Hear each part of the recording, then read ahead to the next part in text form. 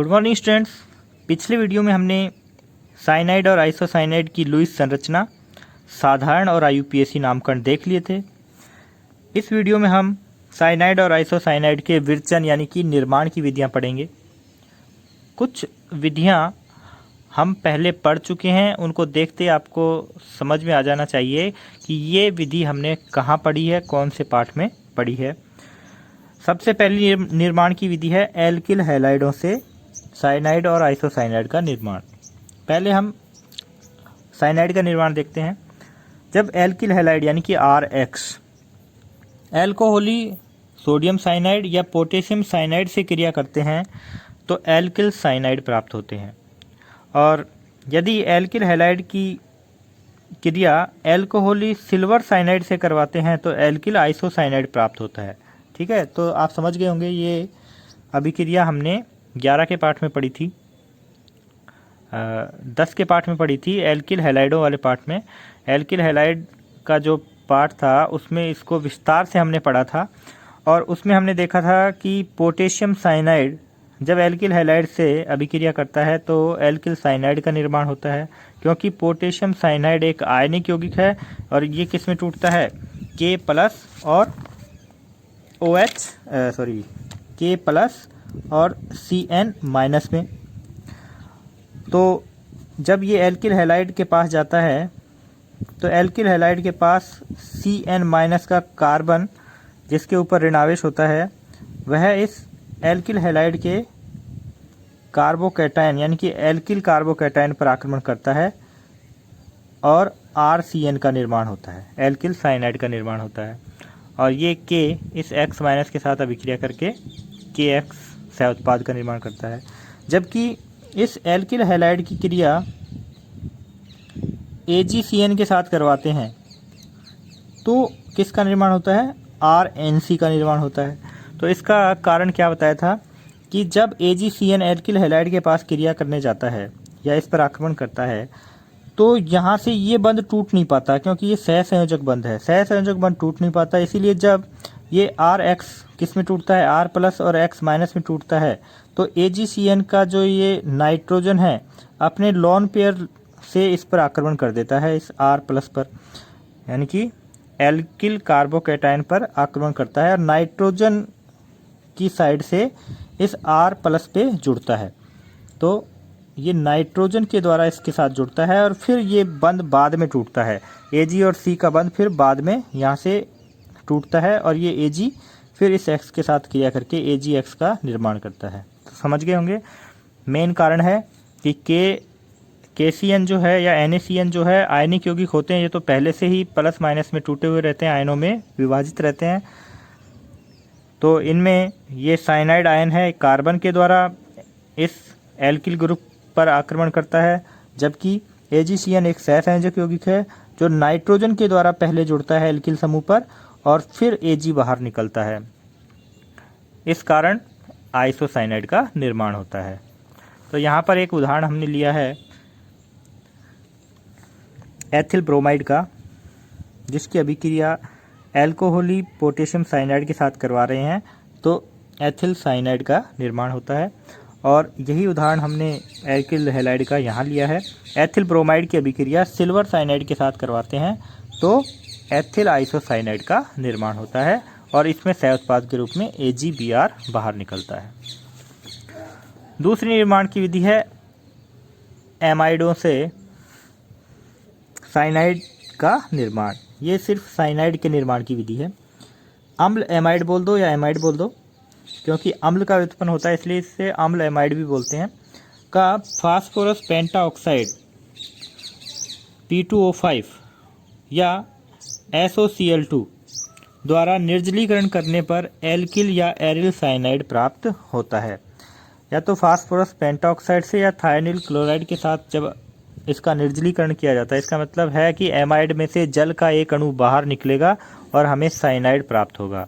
और जल का अणु देखो यहाँ समझा रखा है कैसे निकलता है। नाइट्रोजन के साथ जुड़े दोनों हाइड्रोजन इसके साथ जुड़े कार्बन पर जो ऑक्सीजन है उसके साथ निकल जाते हैं।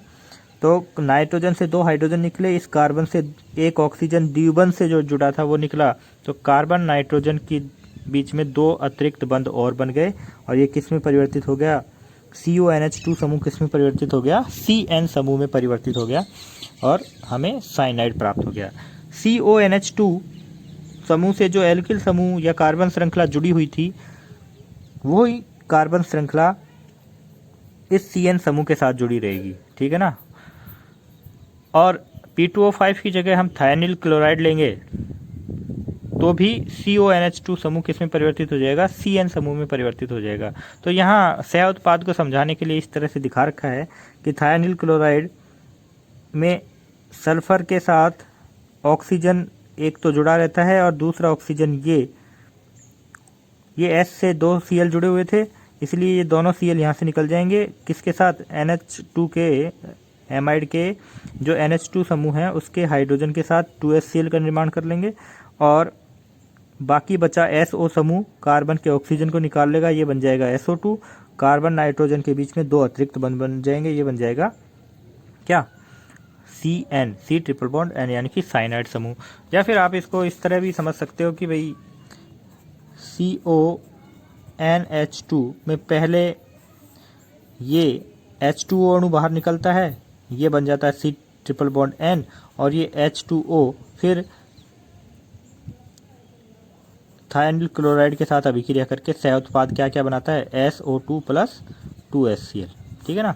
तो एग्जाम में ये तो आपके समझने के लिए था, लेकिन मुख्य उत्पाद आपको क्या याद रखना है कि निर्जलीकरण अभिक्रिया है फास्फोरस पेंटाऑक्साइड या थायनिल क्लोराइड के द्वारा एमाइड का साइनाइड में निर्जलीकरण हो जाता है। तीसरी अभिक्रिया है एल्डोक्सिम से। ऑक्सिन क्या होते हैं, बार बार हम इस पर बात करते हैं।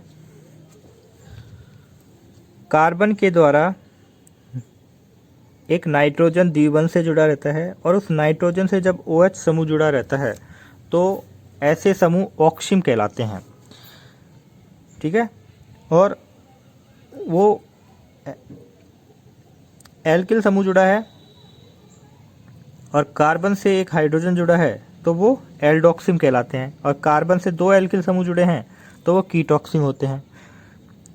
तो यहाँ पर एल्डोक्सिम लिया है तो कार्बन से एक हाइड्रोजन, द्विबंध से एक नाइट्रोजन और नाइट्रोजन से OH समूह जुड़ा रहेगा। अब इससे या तो एल्किल समूह जुड़ा रह सकता है या एरिल समूह।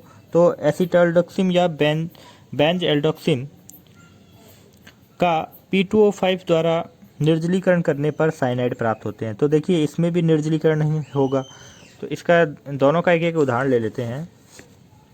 CH3 CH द्विबंध NOH और एक एरिल ग्रुप जोड़ के देख लेते हैं। तरीका दोनों का एक जैसा ही होगा।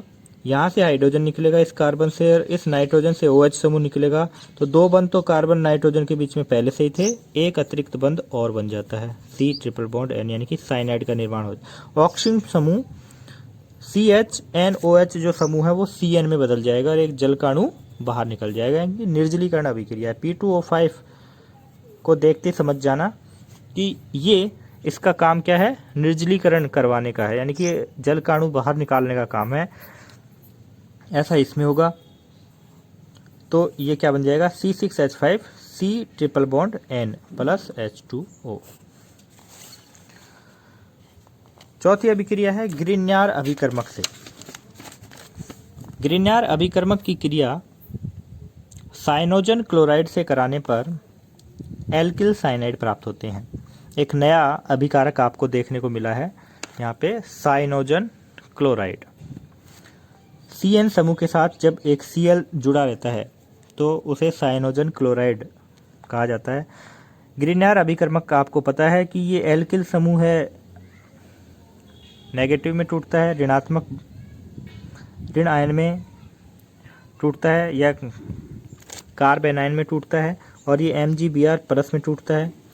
यहाँ देखिए Cl की विद्युत ऋणता ज़्यादा होती है, इसलिए Cl माइनस में टूटेगा और ये Cn प्लस में टूटेगा। ध्यान देना, ध्यान रखना हमेशा, ज़्यादातर हम Cn को माइनस में तोड़ते आ रहे हैं, लेकिन ये साइनोजन क्लोराइड कुछ अलग तरीके का है क्योंकि इससे अधिक विद्युत ऋण, इस कार्बन से अधिक विद्युत ऋणीय भाग जुड़ा है, तो अधिक विद्युत ऋणी भाग हमेशा माइनस में टूटता है। अब देखो, इसका नेगेटिव वाला भाग, ऋणात्मक भाग, इसके धनात्मक भाग से जुड़ जाएगा, CH3CN, ये मुख्य उत्पाद हो गया, और MgBr के साथ ये Cl जुड़ जाएगा, ये सह उत्पाद हुआ। तो हमें क्या प्राप्त हुआ? साइनाइड प्राप्त हुआ। पांचवी अभिक्रिया है कार्बिल एमीन परीक्षण। तो देखिए ये फिर आ गई है, मैंने पहले भी बताया था कि आइसोसाइनाइड के निर्माण में आएगी। ये सिर्फ आइसोसाइनाइड के निर्माण की विधि है। तो इसमें प्राथमिक एमीन, क्लोरोफॉर्म और पोटेशियम हाइड्रोक्साइड आपस में अभिक्रिया करके आइसोसाइनाइड का निर्माण करते हैं और KCl और H2O सह उत्पाद के रूप में प्राप्त होते हैं। बार बार इस पर चर्चा कर चुके हैं हम। इसको हॉफमैन कार्बिल एमीन अभिक्रिया भी बोलते हैं, या कार्बिल एमीन परीक्षण भी बोलते हैं, या फिर आइसोसाइनाइड परीक्षण भी बोलते हैं। ये क्लोरोफॉर्म के परीक्षण की भी विधि है। क्यों परीक्षण की विधि क्यों बोल रहे हैं बार बार? क्योंकि जैसे ही ये आपस में अभिक्रिया करेंगे तो एक अरुचिकर गंध, बहुत ही खराब स्मेल आएगी, आपको तुरंत पता चल जाएगा, सूंघने की भी जरूरत नहीं होती जब आइसोसाइनाइड का निर्माण होता है। और आपको कन्फर्म हो जाएगा कि आपके लिए गए जो अभिकारक हैं उनमें प्राथमिक एमीन है और क्लोरोफॉर्म है। क्लोरोफॉर्म का परीक्षण कर रहे हैं तो क्लोरोफॉर्म बोलोगे, प्राथमिक एमीन का परीक्षण कर रहे हो तो प्राथमिक एमीन कहोगे। ठीक है ना। और अंतिम विधि है निर्माण की साइनाइडों के, ये आइसोसाइनाइड के निर्माण की विधि थी, और अब एक विधि हम साइनाइड के निर्माण की देख लेते हैं। ये है कार्बोक्सिलिक अम्ल से, बड़ी ही महत्वपूर्ण विधि है। औद्योगिक स्तर पर साइनाइड प्राप्त करने के लिए कार्बोक्सिलिक अम्ल तथा अमोनिया के मिश्रण को 500 डिग्री सेल्सियस ताप पर तप्त एल्यूमिना पर प्रवाहित किया जाता है, तो हमें अंतिम उत्पाद के रूप में साइनाइड प्राप्त होता है। देखिए यह है कार्बोक्सिलिक अम्ल, एसिटिक अम्ल के रूप में लिया है।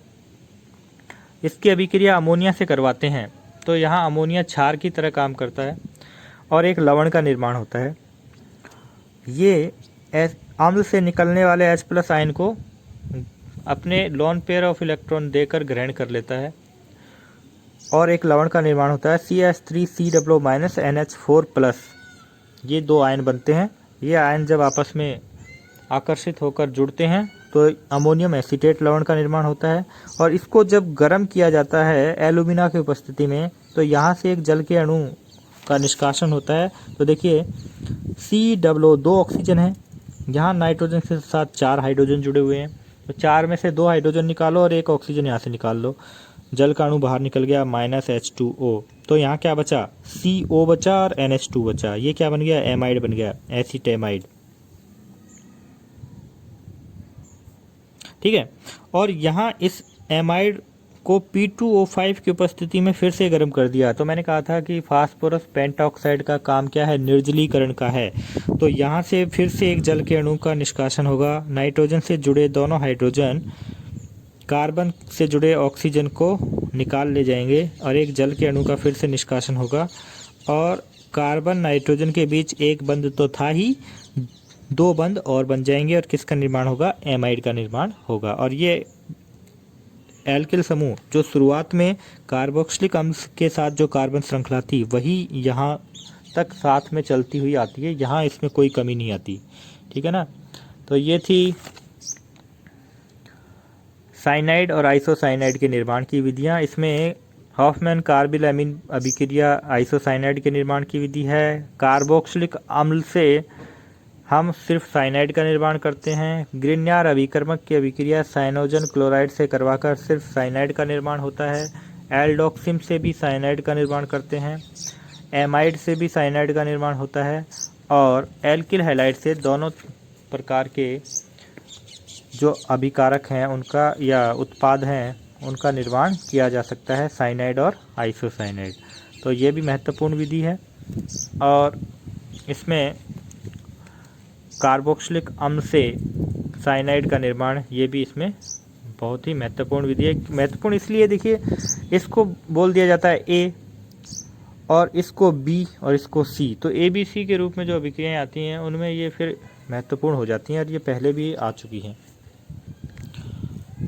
तो अगले वीडियो में हम भौतिक और रासायनिक गुण पढ़ेंगे साइनाइड और आइसोसाइनाइड। धन्यवाद।